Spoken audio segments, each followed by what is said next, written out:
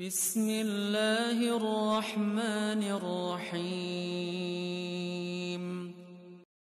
Assalamualaikum. Jangan lupa like, comment, and subscribe. Bye. Kenapa memudaratkan yang lain? Fir'aun dimusnahkan oleh Allah karena bisa memudaratkan orang lain. Kenapa memudaratkan orang lain? Semua patuh dan taat kepada Fir'aun walaupun perintah itu adalah perintah maksiat kepada Allah Subhanahu wa taala. Kaum muslimin sedang jamaah yang dirahmati Allah. Wa idza tamala al-khaufu min Allah. Kalau seandainya ini khauf ini sudah sempurna di dalam hati kita. Bagaimana sempurna? Segala sesuatu lunyo cuma kepada Allah. Ya nembak. Zala min qalbihi kullu khaufin akhar. Maka ketakutan dia kepada yang lain itu sudah berkurang. Maka orang lain takut bagaimana hidup saya besok. Ya pikir hidup tengok apa? Hidup alam barzah nak pikir apa? Yang dia pikir apa? Saya besok mau makan apa? Enggak dia pikir di alam barzah kamu mau makan apa kamu? Enggak dia pikir di padang mahsyar kamu mau jadi apa kamu? Enggak dia pikir ketika nanti dihisab kita mau jadi apa? Enggak dia pikir, Pak. Yang dia pikir dunia ini saya dia takuti, Pak. Yang dia takuti dunia ini saja. Ya, Pak. Jadi makanya kalau dia sudah takut kepada Allah, makna iktamala itu apa? Sudah sempurna ketakutan dia. Makanya kita ini model level-level kita ini, kita belum sempurna sekali. Paling enggak apa? Kita mendekati dulu apa itu khauf itu apa sebenarnya. Jangan takut kecuali kepada Allah.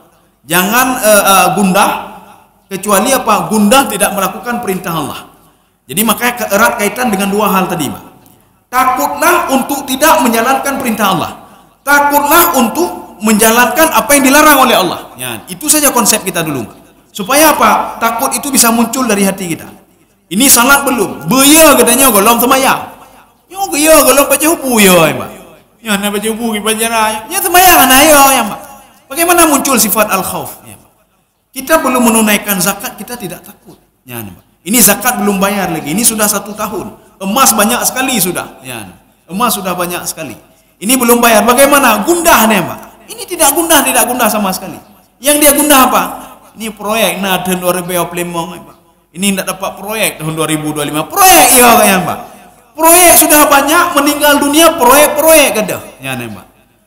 Kaum muslimin sedang jemaah yang dirahmati Allah. Wadzalika, kenapa kita itu bisa ketika takut kepada Allah tidak takut lagi pada orang lain? Ya, nih, Pak. Kenapa demikian? Annallaha azza wa jalla ja'alal amna liman amana billah. Allah menciptakan keamanan bagi orang yang takut kepada Allah. Maka keamanan akan diberikan kepada mereka. Cuma masalahnya kita ragu-ragu saja. Kenapa ragu-ragu? Kita tidak mengenal Allah. Itulah maka ragu-ragu. Kenapa seorang tidak ragu-ragu sama binatang peliharaannya? Dia beli kucing, harganya 5 juta. Bahkan 10 juta. Tidak ragu-ragu dia kasih makanan, Pak, kepada kucingnya dengan sebulan habis duit dia 2 juta, 3 juta untuk makanan kucing.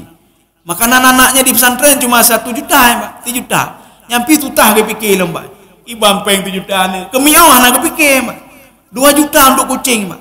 Untuk makanan kucing. Makanan kucing kan mahal itu, Pak. Untuk tempat tinggal kucing dan lain sebagainya. Kenapa? Dia sudah mengenal kucing sedemikian rupa. Demikian pula seorang ayah, seorang ibu yang sudah mengenal anaknya sedemikian rupa, dia akan berkorban apapun untuk anaknya. Ya, kalau sudah mengenal anaknya.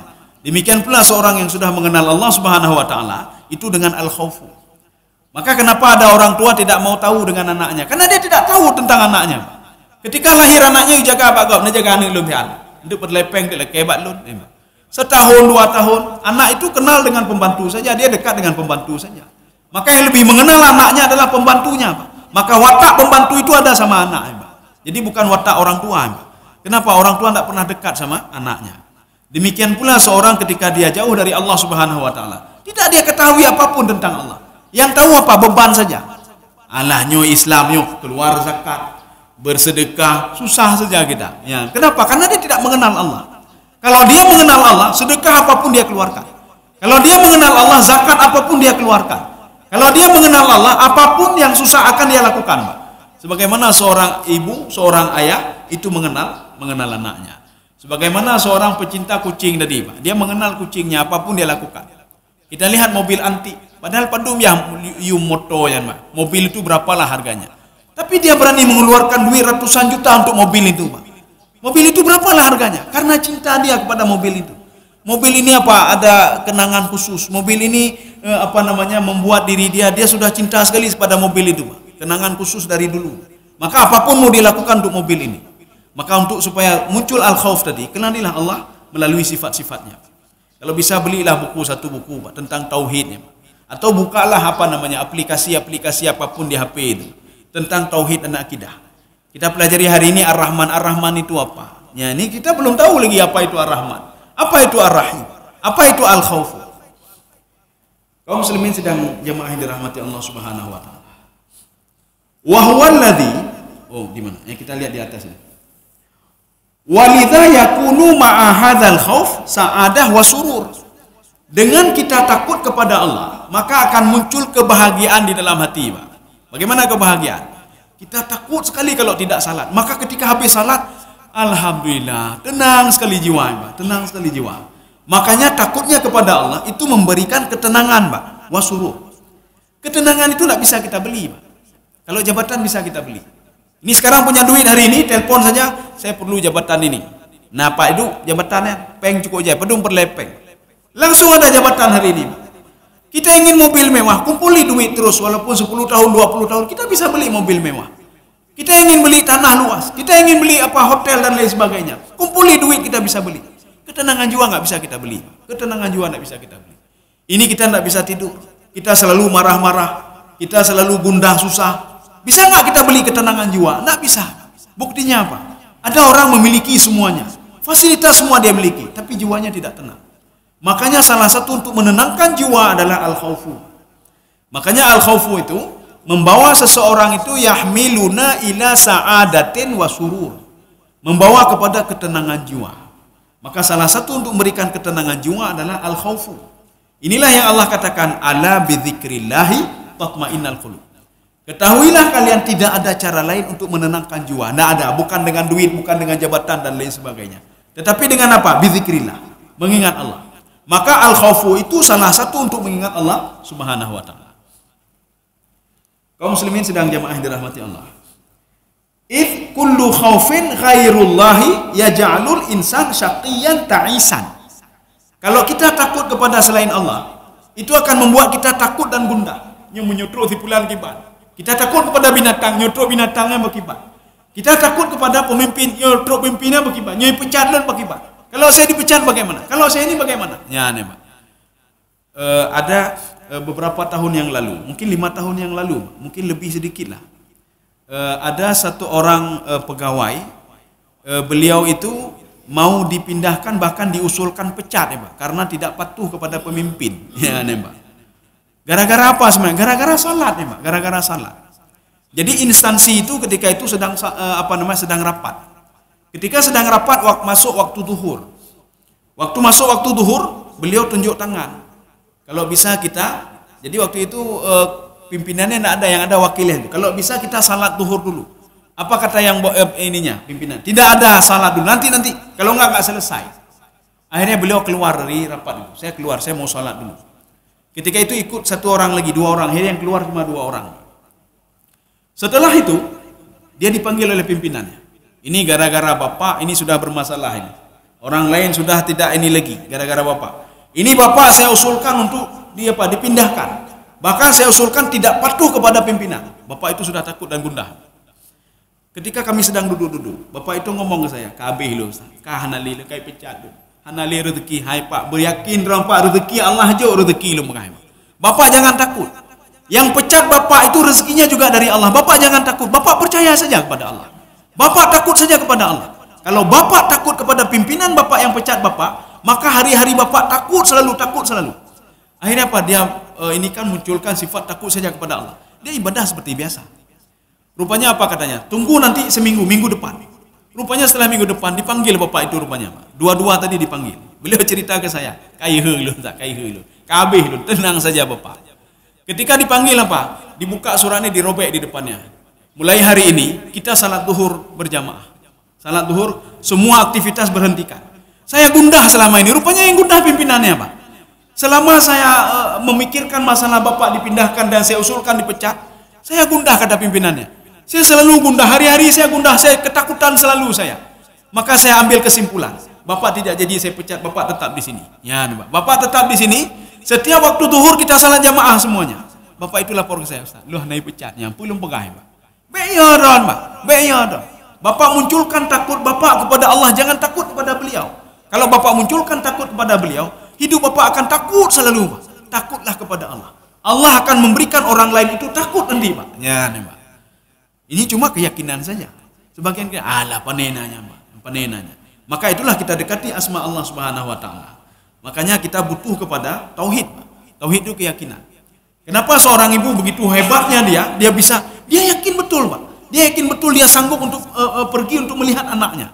Keyakinan inilah membuat ibu itu sakit-sakitnya hilang. Sehingga dia secara logika tidak mungkin seorang ibu yang sedang sakit dia bisa bangkit kembali, dia pergi mengunjungi anaknya yang sakit juga. Tidak mungkin secara logika. Kenapa? Kekuatan kedua dia muncul, Pak. Ya. Makanya orang yang tadi itu Idh kullu khaufin ghairu khaufin minallah yaj'alul insan saqiyan. Dia membuat dia susah, muqtariban, kalakan, membuat dia gundah, Pak. Maka jangan gundah, jangan takut. Tawakal saja kepada Allah. Tawakal kepada Allah, berdoalah kepada Allah, ya, Pak. Berdoa kepada Allah. Ini seperti doa Nabi Nabi Yusuf alaihissalam. Nabi Yusuf alaihissalam tangannya kan dirantai ke belakang, ya, Pak. Ketika dari dalam sumur itu diambil oleh musafir itu, dia nak pakai baju, sendal nggak pakai, tangannya dirantai ke belakang. Ketika dirantai ke belakang, ditendang lagi oleh pimpinan kafilah itu, namanya Al-Aswad. Ketika itu apa? Ini kita lihat nanti bagaimana kalau ada orang mati nggak bisa merespon lagi. Rupanya ketika dia jalan-jalan, dia ingin minta bantuan kepada ibunya rupanya. Dia melihat ada kuburan ibunya di situ. Dia datang ke kuburan ibunya, apa kata dia? Ya ummah irfa' ra'saki wanduri madza hadatsa bibnika. Wahai ibuku, sekarang coba lihat, bangkit kamu, tolong anakmu sebentar. Saya sedang dirantai, tolong saya sebentar. Rupanya kan tidak ada respon apa-apa. Kita minta tolong sama orang lain, tidak ada respon apa-apa. Ketika itu apa? Ditendang lagi oleh Al-Aswad. Ketika itu Nabi Yusuf alaihissalam langsung menengadah ke atas dan berdoa kepada Allah, ya Allah, apa salah saya? Tolong lo nih Allah, ya, saya sudah berapa kali saya sudah dilakukan seperti ini. Saya dilemparkan ke sumur oleh saudara saya, ditendang oleh Al-Aswad, apa salah saya? Rupanya turun malaikat, direspon oleh Allah. Maka kalau kita minta kepada Allah, direspon. Ya, tapi yakin katanya. Tapi ketika kita minta kepada manusia, tidak sedikit pun direspon oleh manusia. Kita menceritakan keluhan keluarga kita kepada tetangga. Ini tolong tiatnya ini hanai wo kasih minggu dah cerita. Aleho kaija. Dicerita oleh tetangga ini. Bapak seminggu, saya sebulan istri saya belum pulang, Pak. Jangan cerita sama saya, nggak ada solusi, hanya solusi, Pak. Ya. Ketika kita bermasalah, cerita lagi ke tetangga, tidak ada solusi, Pak, tidak ada solusi. Ceritalah kepada Allah, mintalah bantuan kepada Allah. Ya, Pak. Jadi kalau ingin mintalah kepada Allah, berdoalah kepada Allah. Cuma masalahnya, ketika seorang tidak yakin, maka doanya juga tidak yakin sampai kepada Allah. Beryakinlah katanya, Pak. Ya, yakinlah. Kita begini saja. Kalau ada kolega kita tidak yakin kepada kita, apakah kita ingin bantu dia? Tidak mau, Pak. Ada kolega kita dalam perusahaan. Kita kumpul duit sekian-sekian, tapi dia tidak yakin kepada kita. Apakah kita mau yakin kepada dia dan kita berikan perusahaan kepada dia? Tidak mau. Kecuali dia yakin betul kepada kita, maka semua kita berikan kepada dia. Ketika kita tidak yakin kepada Allah, jangan pernah harap bantuan Allah Subhanahu wa taala. Makanya Nabi Musa alaihissalam, dia tidak takut pada Fir'aun. Begitu yakinnya Nabi Musa alaihissalam, ketika Nabi Musa melihat ke belakang ada Fir'aun, apa kata kaumnya? Inna lamudrakun, kaikli Bani Israel. Bani Israel waktu itu imannya kecil sekali, Pak. Sedikit sekali imannya. Bani Israel ada suku Kipti berapa orang itu? Tidak, Bani Israel semuanya. Bani Israel karena masih imannya kecil sekali, mereka melihat ke belakang apa? Tanda-tanda Fir'aun sudah ada di belakang. Kabeh kitanya ya Musa, kabeh kitanya. Nabi Musa dengan santai sekali. Apa kata Nabi Musa? Karena Musa tidak takut pada Fir'aun. Pertama sekali memang takut. Ketika pertama sekali mendakwahi Fir'aun, Nabi Musa melapor kepada Allah. Ya Allah, ini akhafu ayaktulun. Saya takut dia membunuh saya, ya Allah. Kata Allah apa? Jangan takut kamu kepada Fir'aun, takutlah kepadaku. Kalau kamu takut kepadaku, Fir'aun tidak bisa. Jangankan macam-macam, menyentuh saja tidak bisa. Menyentuh kamu tidak bisa. Kamu beryakin Musa. Akhirnya keyakinan Nabi Musa membuat Allah menjaga Nabi Musa alaihissalam. Sehingga Nabi Musa yakin betul, inna ma'iya rabbi sayahdin. Saya punya Allah, Allah akan memberikan petunjuk kepada saya. Rupanya petunjuknya apa? Tolong kamu hentakkan tongkatmu itu di laut ini. Laut ini fanfalaka fakana kullu firqin kataudil azim. Dia akan terbelah menjadi dua, kata Allah Subhanahu wa taala. Ya. Kaum muslimin sedang jemaah yang dirahmati Allah. Ya. La yastaqiru lahu halun. Kalau kita ini takut kepada orang lain, tidak ada efek sama sekali. Mana efek tapu-tapu? Yang na efek katanya hanjut dengar. Kan efeknya nggak bisa tidur. Pekan ini pecah dia ada kibar jara dia takut dia Pak. Yang ada efeknya kalak saja. Kalak itu apa? Gundah. Mutarabun itu susah, itu saja yang ada. Lain tidak ada. Akhirnya bak tutah ya stres. Habis stres udah bunuh diri. Kalau kita cek kenapa? Mau dipecat, belum dipecat lagi. Mau dipecat sudah stres bunuh diri, meninggal dunia. Kahana mampu nanti. Ya. Gara-gara apa? Gara-gara takut saja kepada orang lain. Okanya. Wala yastati ayyumarisa hayatahu bitariqatin mu'tadah. Orang yang takut kepada manusia, maka dia tidak bisa beraktivitas seperti biasa lagi. Dia sudah takut, segera gerak. Tipulan dipecat lu ngibah jara, tipulan ini lu ngibah jara, tetangga saya nanti bagaimana cara, tipulan kalau ini nanti bagaimana, anak saya dipecat nanti bagaimana, anak saya dikeluarkan bagaimana, ya Pak. Selalu gundah dia. Maka dia tidak bisa hidup tenang di dunia ini. Gara-gara takut saja kepada orang lain. Sifat gundah, harta banyak tapi takut, Mbak, takut selalu. Ya. Ini seperti Michael Jackson kan takut ya, Pak. Dia takut mati dia, Pak. Hartanya ada, apa yang tidak ada sama dia? Pulau pribadi ya, klik Pak Google ya. Pulau pribadi punya ini, tapi sekarang bukan punya dia lagi, udah punya ahli waris. Pulau pribadi ada, jet pribadi ada berapa buah, rumah lagi istana, Pak. Tahu istana presiden ya, Pak. Mobil dia mewah, banyak sekali mobil mewah dia. Tempat tidur dia luar biasa. Tempat tidur dia ada pengatur suhu oksigen ya, Pak.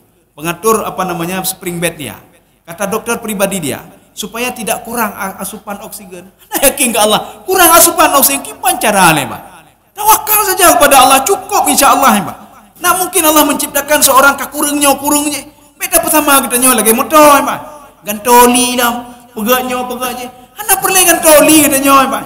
Diberikan canggih semua oleh Allah Subhanahu wa taala. Cuma kita saja tidak tahu kalau tubuh kita ini sangat canggih sekali, Pak. Kita tidak tahu. Kita cerdas sekali, Pak. Kita saja tidak tahu. Kita punya kekuatan ini. Cuma kita tidak pandai membangkitkan kekuatan itu, Pak. Ya, nih, Pak. Kita lom bodoh, lom bangai, yang Pak. Tapi lo hanya tepu, nih, Pak. Potensi kita ada diberikan oleh Allah Subhanahu wa taala. Kita munculkan potensi itu. Ya, nih, Pak. Kaum muslimin sedang jemaah yang dirahmati Allah.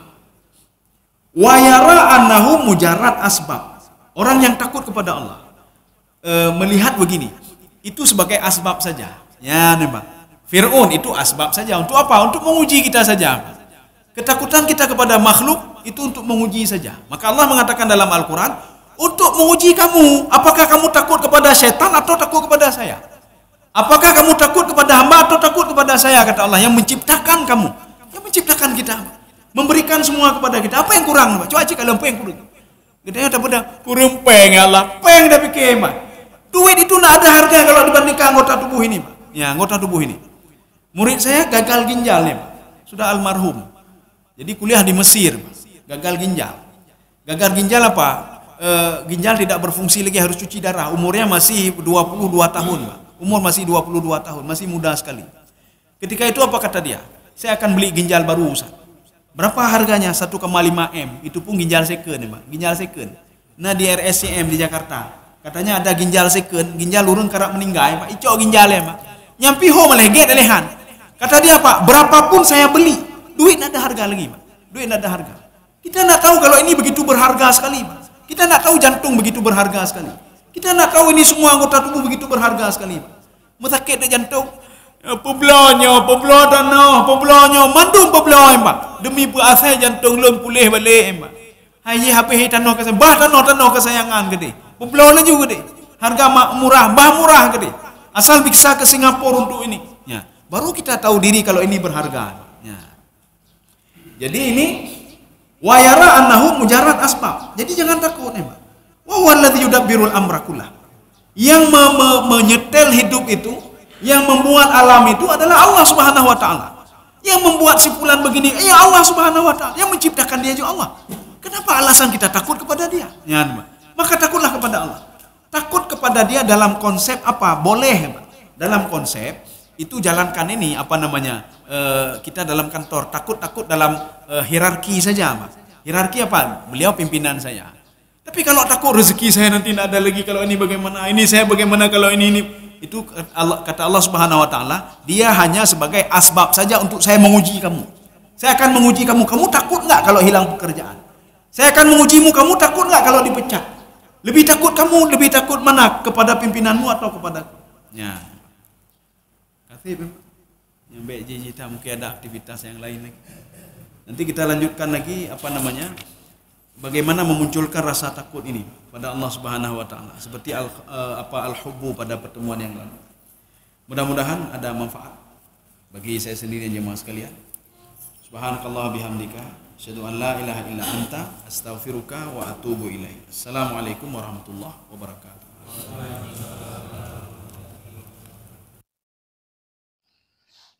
Terima kasih.